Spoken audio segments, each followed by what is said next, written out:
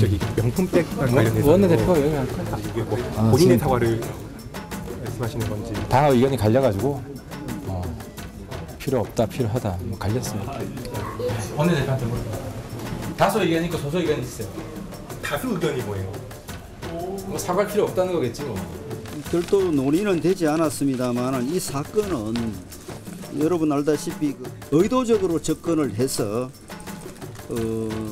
함정을 만들어서 만드는 소위 몰카 공작이고 또 정치적 공작입니다.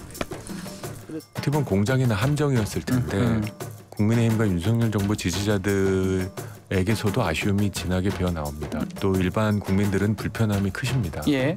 그런 사실관계를 떠나서 이런 불편함을 대통령실은 충분히 헤아릴 필요가 있다. 특검법과 달리 우리 국민들에게 충분히 해명할 필요가 있다 싶습니다.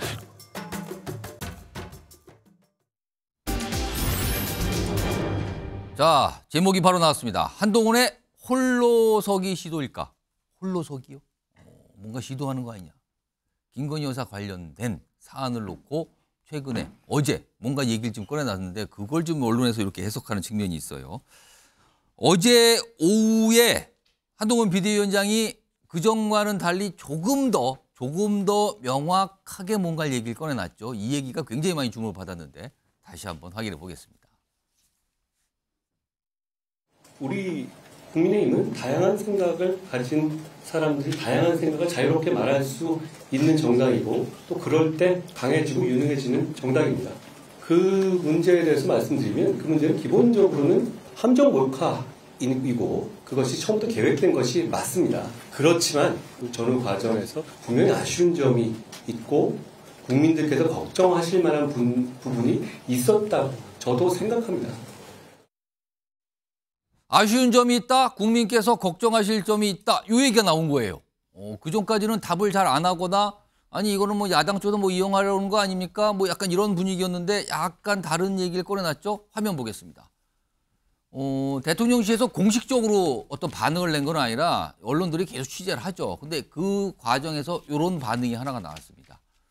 한동훈 위원장이 김경률 심 실어주는 상황에서 김경률 비대위원이 영부인 관련 주제에 판에 올리는 거는 오해 살 수 있다. 오해 살 수 있다. 약간의 불편함이 약간 묻어나는 것 같죠? 어제 반응은 이런 게 좀 나왔었는데요. 그리고 오늘 윤재옥 원내대표가 뭔가를 약간 수습하는 듯한 설명하는 듯한 얘기도 합니다. 들어보시죠. 사건의 본질을 알고 언론의 질문이나 답할 때 본질을 알고 얘기를 했으면 좋겠다는 원론적인 이야기를 했습니다. 본질을 간과하고 얘기하다 보면 그 정치 공작을 한 사람들의 노림수에 말려드는 거고 제가 뭐 비대위원장 하신 말씀에 대해서 뭐 평가할 입장은 아니고요. 비대위원장님이 본인의 생각을 말씀하신 걸로 저는 뭐 공감의 여부를 떠나서 당의 원내대표로서 그 야당의 부당한 정치 공세에 어떻게 대응할 것인가 그런 관점에서 저는 고민하고 있습니다. 자, 강민구 변호사 나와 계신데요. 윤재옥 원내대표하고 한동훈 위원장의 발언에 온도차가 좀 있다고 봐야 됩니까? 어떻게 좀 분석하세요? 네, 온도차가 지금 보입니다.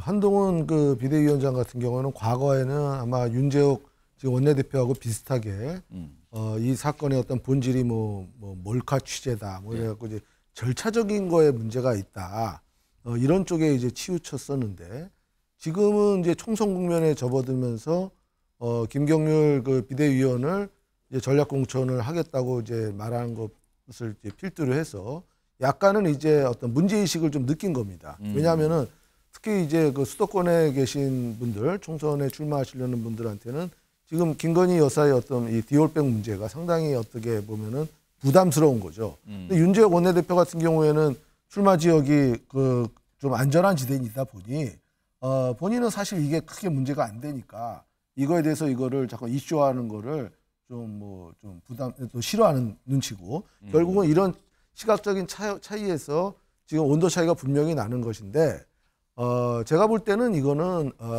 이 덮고 넘어갈 수 있는 문제는 아니라고 봅니다. 어쨌든 간에 이 사건의 본질을 윤재옥 원내대표가 잘못 보고 있어요. 이 몰카가 중요한 게 아닙니다. 대통령의 영부인이 그 백을 받았냐?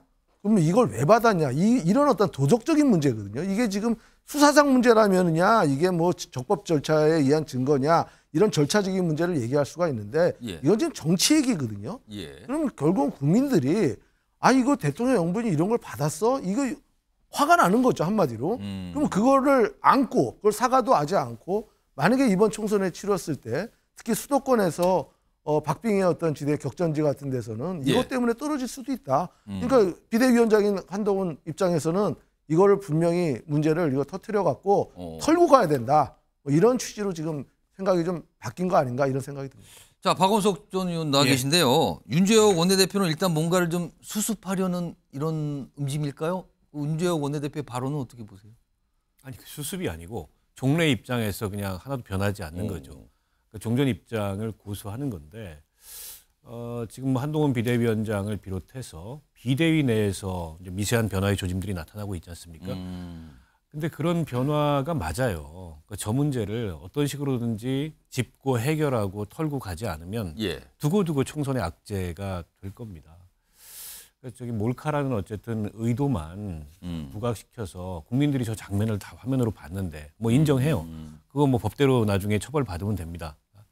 그런데 그것과 별개로 그 명품백 들고 온 거를 받는 대통령 영부인의 행위에 대해서는 뭔가 설명이 있어야 되잖아요.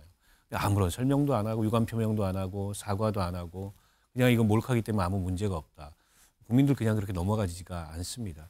비대위에서는 그런 위기의식을 갖고서 어떻게든 이 문제를 좀 해결해야 된다. 뭐 우리 그 김경률 비대위원 좀 아까 앞서 나왔었는데 용감하게 사과해야 된다 이런 얘기를 했지 않습니까? 하태경 의원도 하고 있고 사과해야죠. 그 정도는 해야 이게 넘어갈 수 있고 국면을 다르게 전환할 수 있지. 그냥 뭐 지금까지 대통령실에서 보였던 태도처럼 상대의 의도만 부각시키는 것으로 해결이 안 될 거다라고 보고요. 이게 이제 특검 문제하고 좀 다릅니다. 그러니까 특검 문제는 정치적 공방의 소재가 돼요. 예. 법적 공방의 소재가 예. 되고. 근데 이건 공방의 소재가 안 됩니다. 국민들이 다 봤어요. 그냥 논란이 일어나고 있는 게 아니고 어떻게 해결하냐는 말이에요. 그리고 총선 때 되면 그 동영상이 또 계속 돌 텐데 이 카톡을 통해서든 다른 SNS를 통해서든. 알겠습니다. 이런 상황에서 지금 앞서서는 윤재옥 원내대표가 뭔가 설명을 하고 이거는 야당이 이용될 수도 있고 막 이런 취지의 설명을 내놨거든요. 오늘 윤재옥 원내대표하고 한동훈 비대위원장이 오전에 잠시 만났어요. 오후에 만날 수도 있다는 얘기가 있었는데 그게 지금 회동이 이루어지는 어떤지는 아직은 확인이 안 됩니다만 오전에는 잠시 만났거든요. 그 만남 뒤에 한동훈 비대위원장이 꺼내놓은 얘기가 있습니다. 조금 여러 가지 질문과 함께 답이 나와요. 들어보시죠. 그 이슈에 관한 저의 입장은 어제 분명하고 확실하게 말씀드렸다라고 말씀드리겠고요. 더 이상 제가 오늘 더 다른 말씀 드리지 않겠습니다. 국민의 눈높이에 생각할 문제니까요. 갈등이라고 할 만한 문제는 없습니다.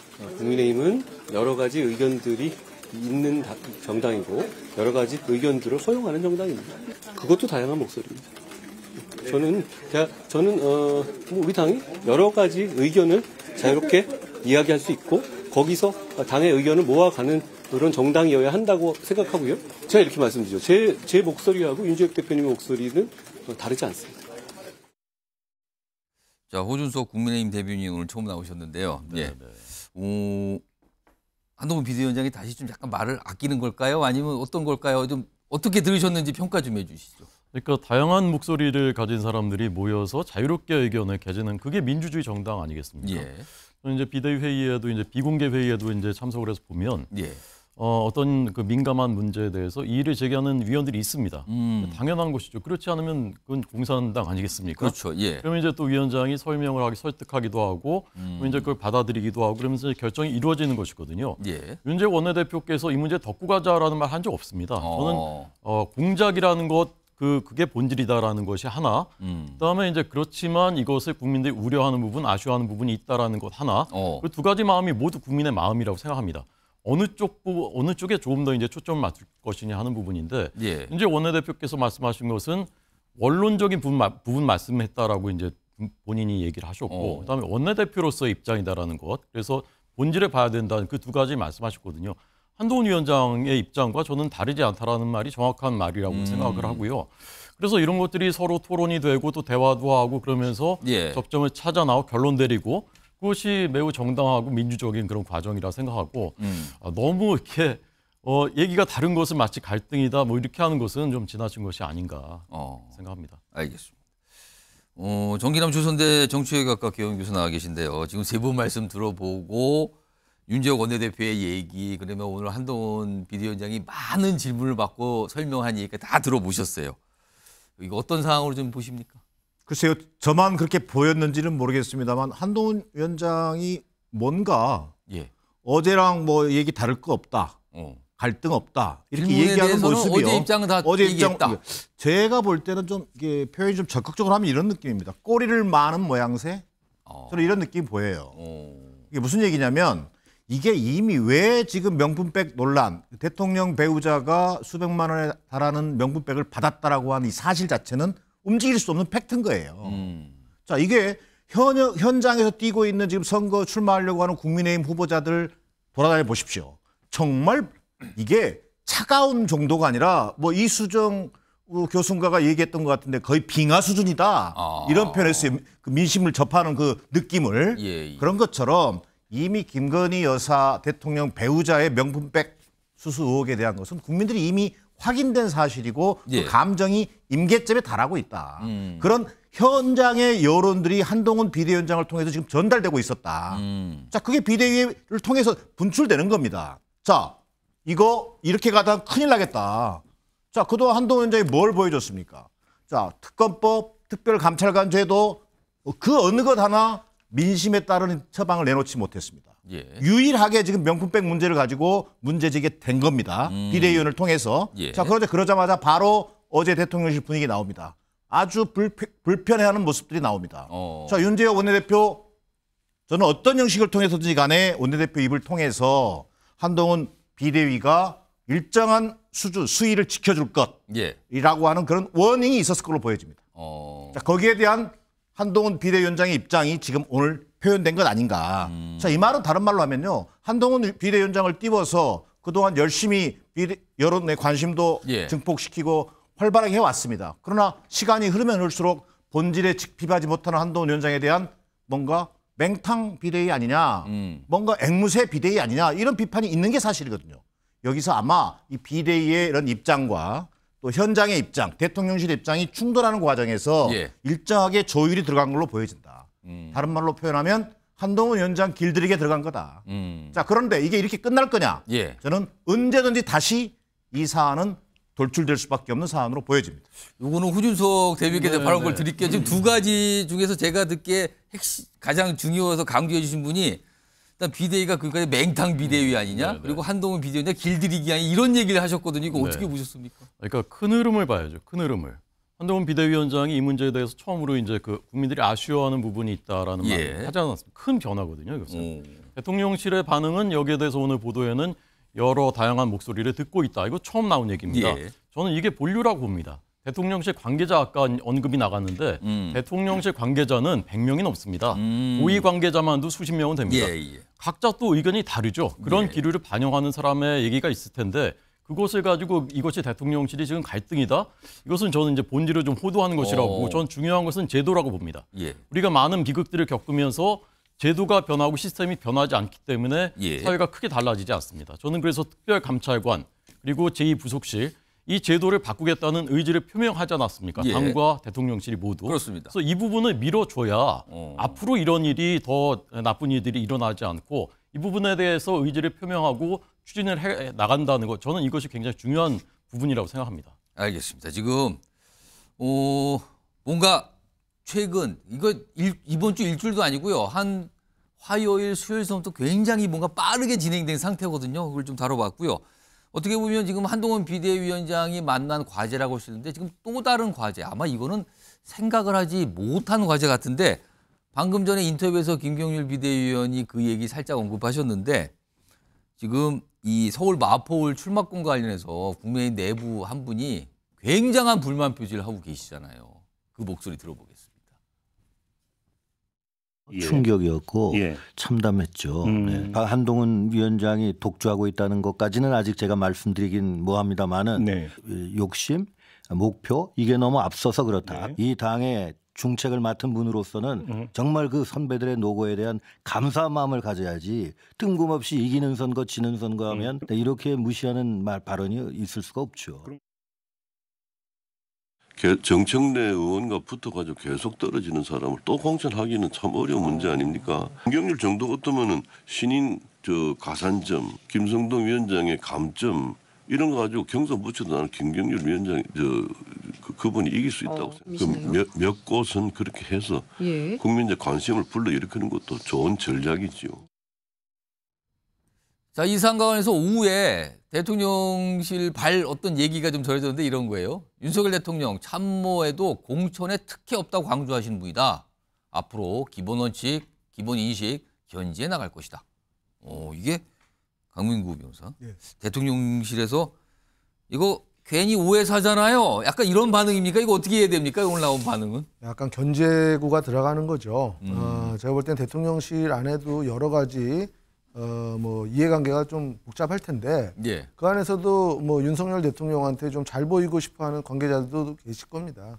그런 분들 같은 경우에는 지금 현재 그 한동훈 그 비대위원장하고 김경률 그 비대위원이 하는 어떤 김건희 여사 리스크에 대한 자꾸만 문제점 이거가 아마 듣기가 좀 거북했을 것이고 그러니까 한동훈 위원장이 김경률 비대위원을 이제 전략공천식으로 얘기하는 거에 대해서 왜 그런 특혜를 주냐 공천이 이게 정당하게 이렇게 공정한 룰로 해야지 왜 네 한심을 발휘하는 거냐 뭐 이런 거 아니겠습니까? 한심이요? 예, 그 한동훈 위원장의 어떤 그 마음을 이제 갖고 그런 거에 대한 얘기를 하는 거지만 그 속내는 제가 볼 때는 뭐 공천의 어떠한 그 공정성을 얘기하는 것이 아니라 야 이거 김건희 여사 자꾸만 이거 문제 삼는 사람을 자꾸만 강조하면은 결국은 이게 이제 김건희 여사한테 또 부담이 돼 있고 하니까 이 애둘러서 이런 어떠한 그 뭐 원칙론을 얘기하는 거지만 사실은 얘기하고 싶은 부분은 따로 있는 거죠.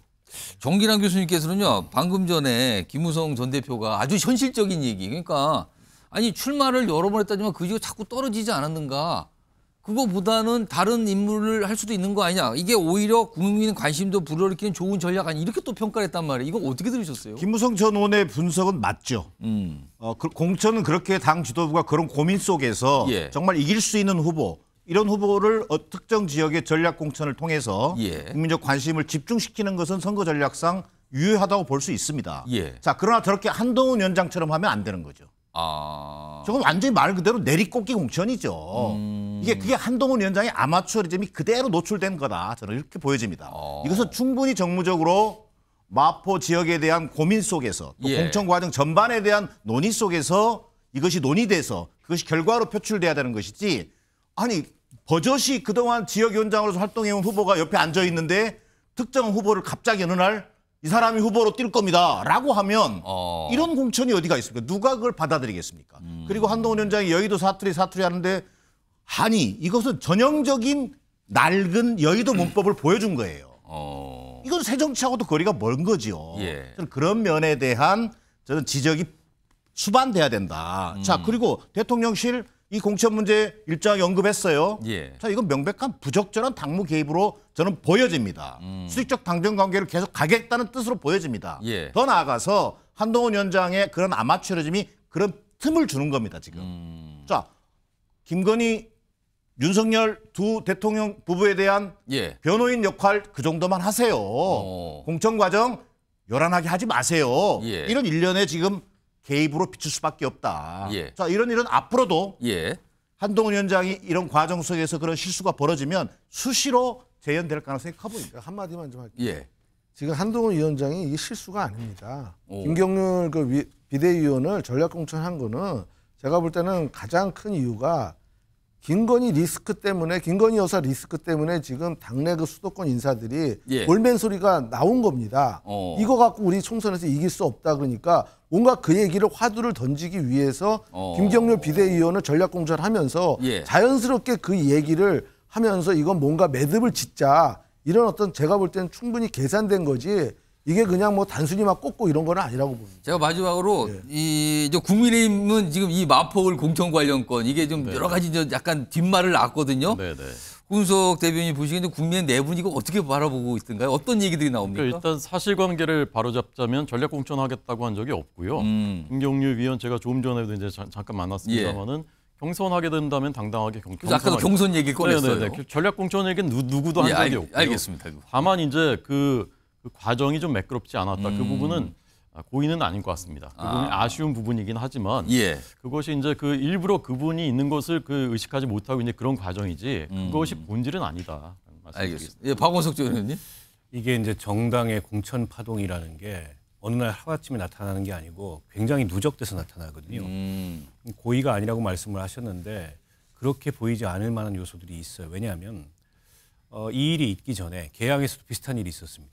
지난 재보궐선거 어려운 싸움을 나갔던 지역위원장이 있는데 거기서 원희룡 장관을 불러 올려가지고 이분이 출마하실 거다. 그러니까 똑같은 모습이 빚어진 거예요. 그 이전에 경기도 신년하루에서 무슨 일이 있었냐면 수원병 지역구에서 올해 출마했던 김용남 전 의원이 있는데 물론 당협위원장은 아닙니다. 김용남 전 의원이 면전에서 아직 입당도 안 한 박문규 장관을 불러 올렸어요. 똑같이 했습니다. 결국 말은 시스템 공천이라고 얘기하는데 시스템 공천은 허울일 뿐이구나. 결국 이렇게 이제 한동훈 비대위원장이나 혹은 대통령실에서 내리꽂는구나 이런 불안감을 당내에 퍼뜨리게 한 거고 이게 공천 갈등의 도화선이 됩니다. 한동훈 비대위원장은 어떻게 보면 아마추어인 거죠. 이게 능수능란한 사람이었다면 절칙을 지키고 순서를 지키고 정무적인 어떤 과정을 거쳐서 저렇게 안 했을 거예요. 굉장히 거칠어요 지금. 알겠습니다. 근데 그런 식으로 한다면은 어떤 여야 모두 막론하고 인재를 영입하는 것은 있을 수가 없는 겁니다. 어떤 인재가 들어오면 그 인재는 어딘가 이제 지역구에 출마할 의사가 있는 거기를 것이고, 항상 준비하는 분이 누구는 있을 그 테고. 방식과 절차를 거쳐 나가면 되는 것이고 마포에도 그렇게 할 것이고요. 이게 뭐 근데 답안지 보여주고 시험 치르는 거잖아요. 그게 어떻게 공정합니까? 잠깐만요. 홍석 대변인께 제가 한 30초 드릴게요. 마저 정리해서 바로 말씀해 주시죠. 김무성 전 대표께서 말씀하신 마포을이라는 그 지역구의 특수성 좀 감안해. 다 알지 않습니까? 저도 이제 과거에 이제 회사가 마포을이라서 그 지역을 좀 이제 많이 아는데 아마 유력한 경쟁자 또는 거기에 정말 그런 분이 있었다면 저렇게 되지 않았겠죠. 그런데 그 과정에서 약간 미숙함 이렇게 봐주시는 게 그게 그 본질이에요. 알겠습니다. 이게 공천 얘기하고 딱 걸리니까 지금 굉장히들 민감합니다. 지금 이런 상황이 약간 한동훈 비대위원장의 또 다른 어떤 과제처럼 좀 비춰졌어요.